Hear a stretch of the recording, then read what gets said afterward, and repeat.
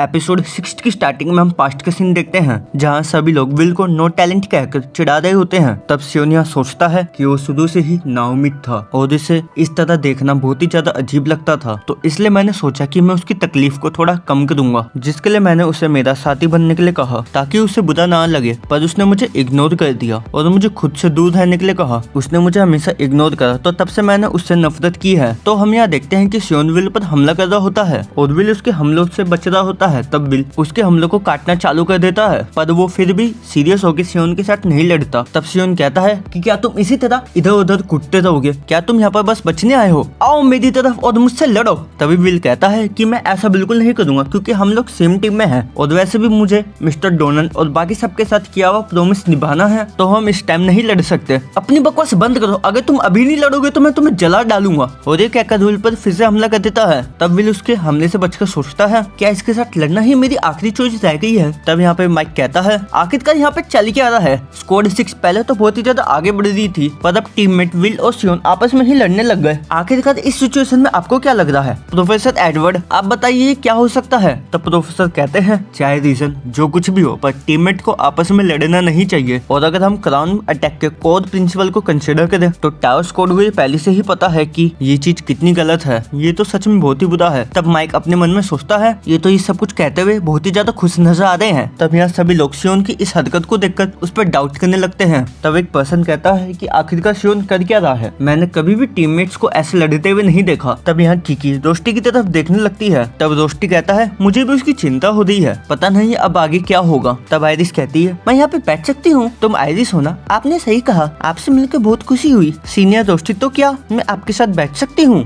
रोस्टी कहता है बिल्कुल तुम बैठ सकती हो। और तब आयरिस यहाँ विल को चेयर करने लगती है। तब रोस्टी कहता है कि मुझे बिल्कुल भी नहीं लगा था कि तुम किसी इंसान के लिए चेयर करोगी, मुझे तो लगा था कि तुम क्राउड का ही साथ दोगी। तभी आयरिस कहती है कि अगर मैं आपसे सच कहूँ तो मैंने विल के बारे में किसी से सुना है। पहले तो मैं इंटरेस्टेड नहीं थी, पर अब मैं बहुत ही ज्यादा इंटरेस्टेड हूँ। रोस्टी कहता है विल सच में कितने ज्यादा पॉपुलर है, पहले तो सियोन उसके साथ लड़ रहा है और ऊपर से अब तुम्हें भी वो पसंद है। आयरिस कहती है आपको भी तो विल बहुत ही ज्यादा पसंद है। रोस्टी कहता है तुमने सच कहा, मुझे विल सबसे ज्यादा प्यारा है और ऊपर से वो मेरा रूममेट भी है और ऊपर से मिस कोलेट भी तो है। और तब हम यहाँ देखते हैं कोलेट जूलियस के हमलों से बचते हुए भाग रही होती है और सोचती है कि मुझे जल्दी से उन दोनों को रोकना होगा, पर मैं यहाँ जूलियस का क्या करूँ? तभी जूलियस कहता है क्या हुआ कोलेट, अगर तुम ऐसे ही भागती थी तो सभी को ऐसा लगेगा कि तुम अर्थ प्रिंसेस की टाइटल के लिए बिल्कुल भी सुटेबल नहीं हो। मुझे इस नाम से बुलाना बंद करो, अगर तुमने दोबारा से ऐसा कहा तो मैं तुम्हें बहुत मारूंगी। तब जूलियस फिर से कोलेट पर हमला कर देता है और कोलेट उसके हमले को रोक देती है और तभी उसके नीचे एक ट्रैप एक्टिवेट हो जाता है। तब वो सोचती है कि क्या उसने वो अटैक इस ट्रैप को एक्टिवेट करने के लिए करा था। तभी वहाँ पर एक जोरदार धमाका होता है। तब यहाँ सियोन का दोस्त कहता है कि तुम्हें क्या थोड़ा अजीब नहीं लग रहा है? तब दूसरा पर्सन कहता है कि तुमने सही कहा, पर कोई मुझे एक चीज समझाओ कि जूलियस हर जगह कैसे मौजूद है। तब हम यहाँ देखते हैं कि कंपटीशन में बहुत सारे जूलियस मौजूद होते हैं और वो हर एक स्क्वाड को रोक रहे होते हैं। तब यहाँ विग्नेल कहता है तो जूलियस तुम आखिरकार मेरे सामने आ ही गए। जूलियस कहता है मुझे तो आना ही था, भूलो मत कि मैंने तुम्हारे खिलाफ वॉर डिक्लेयर करी है और मैंने अपने सीक्रेट वेपन को तुम सभी लोगों को डिस्ट्रॉय करने के लिए यूज किया है। तब विग्नेल कहता है तो अगर ऐसी बात है तो सबसे पहले मैं तुम्हें तुम्हारे वो फ्लावर वाले गिफ्ट को वापस दे देता हूँ। और तब विग्नेल जूलियस के फ्लावर को उसे वापस देने लगता है, जिससे कि उसका ध्यान भटक जाता है और जूलियस के नीचे से विंड मैजिक एक्टिवेट हो जाता है और जूलियस आइस बनकर यहाँ टूट जाता है। तब टेरी कहती है आखिरकार यहाँ पे चल के आता है, आखिरकार जूलियस इतनी दूर क्यों आया है? तब विग्नेल सोचता है कि तुमने सच में कमाल कर दिया जूलियस, किसने सोचा था कि तुम्हारे पास ऐसी पावर होगी, और ये चीज तो मैजिया वंडर से रिलेटेड है ना। तब यहाँ माइक खुशी से कहता है मुझे नहीं पता कि यहाँ क्या चल रहा है, पर जूलियस अभी स्क्वाड 12 के सामने आया था और उन लोगों ने उसे हरा दिया। एल्फ सच में बहुत कमाल के होते हैं, तो इसलिए लड़ो मेरे लाइफ सेविंग। तब यहाँ लैफिया कहती है तुम्हें विग्नेल को देखकर कैसा लग रहा है? तब फिल्विस कहती है ये बिल्कुल एवरेज लग रहा है, इसने ना तो हमारी एक्सपेक्टेशन को बढ़ाया है और ना ही ये हमारी एक्सपेक्टेशन से कम परफॉर्म कर रहा है। और वैसे भी लिफिया मुझे इस टाइम अभी वापस जाना है, मेरे जैसे इंट्रोवर्ट के लिए ये फेस्टिवल का माहौल बिल्कुल भी सही नहीं है, मैं तो मरना चाहती हूँ। तब लिफिया कहती है आप कहीं नहीं जा रही है, ये फेस्टिवल पैराडाइज के लोगों के लिए है, तो ये बताइए कि अगर हम यहाँ से चले जाएंगे तो हम लेडी एलिनोर को क्या बताएंगे? तब यहाँ एक पर्सन कह रहा होता है अब पता नहीं कि जूलियस और मास्टर विग्नेल में से कौन जीतेगा। वैसे तो स्क्वाड 6 जीतने वाली थी, पर सियोन ने बीच में काम खराब कर दिया, पर मैं नहीं चाहता कि नो टैलेंट जीते। फिर तभी सियोन का दूसरा क्लासमेट कहता है आखिरकार सियोन कर क्या रहा है? मुझे पता है कि वो उस फ्लैंकी से नफरत करता है, पर आखिरकार ग्रैंड मैजिक फेस्टिवल में ये सब करने की क्या जरूरत थी? आखिरकार उसे इतना ज्यादा गुस्सा क्यों आ रहा है? तभी दूसरा क्लासमेट कहता है कि मैं समझ सकता हूँ कि सियोन इस टाइम कैसा फील करता है। तब यहाँ विल सोचता है कि आखिरकार सियोन इस तरह मेरे पीछे क्यों पड़ा हुआ है। फिर हम यहाँ पास्ट का सीन देखते हैं जहाँ सभी बच्चे विल को परेशान कर रहे होते हैं। तब विल सोचता है कि आखिरकार तुम लोग मेरे काम को क्यों खराब कर देते हो, आखिरकार तुम मुझे क्यों बुली करते हो, क्या मैंने तुम्हारा कुछ बिगाड़ा है। मुझे सबसे ज्यादा इस बात का एहसास है कि मैं एक फेलियर हूँ, पर मैंने कभी भी किसी को मुझको एक्सेप्ट करने के लिए नहीं कहा, क्योंकि मुझे पता था कि ये सेल्फिशनेस होती है। तो इसलिए प्लीज मुझे अकेला छोड़ दो, मेरे पास टाइम नहीं है, मैं अपने गोल को छोड़कर किसी और की तरफ नहीं देख सकता, मुझे एफए तक पहुंचना ही होगा। तब यहाँ सियोन विल पर हमला कर देता है, पर विल उसके हमले से बचकर भाग लेता है। तब सियोन अपने मैजिक से अपने गार्डियन को बुला लेता है। तब विल सोचता है कि ये तो फ्लेम से बना हुआ फैल्कन है, क्या ये एक गार्डियन है। तब सियोन उस गार्डियन को विल पर हमला करने के लिए कह देता है। तब विल सोचता है कि गार्डियन उस पर हमला कर रहा है, तो अगर मैं पहले इसके पद काट दूंगा तो मैं फिर सियोन तक पहुंच सकता हूँ। पर आखिरकार इसने रीजनरेट कैसे किया, लगता है कि मुझे इसके कोड को डिस्ट्रॉय करना ही होगा, नहीं तो ये नहीं रुकने वाला। तब वो गार्डियन विल पर हमला कर देता है और विल उसके हमले से बच जाता है। तभी सियोन सामने से उसके ऊपर हमला कर देता है।